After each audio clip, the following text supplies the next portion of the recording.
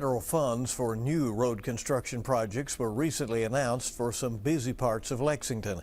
And one viewer wanted to know if they had to slow down even if the work was at a halt at that time.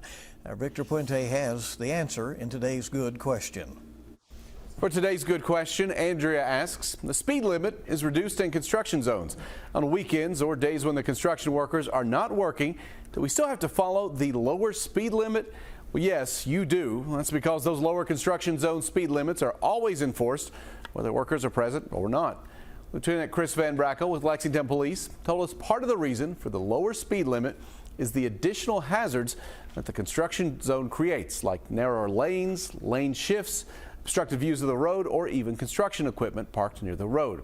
Looking at the laws concerning this, KRS 189.390 says in a highway work zone, the Transportation Cabinet may temporarily reduce established speed limits without an engineering or traffic investigation. A speed limit established under this paragraph shall become effective when and where posted. They do have to post signs notifying the traveling public of that work and the maximum speed limit.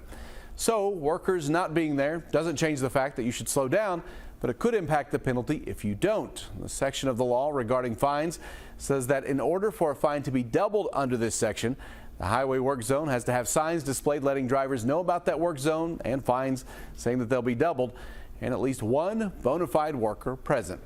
The fines collected for violations in a highway work zone are put into the Highway Work Zone Safety Fund. That money is used to pay for enhanced law enforcement or traffic laws in highway work zones. If you have a good question, you can email goodquestion@wkyt.com. I'll see you on WKYT Mornings.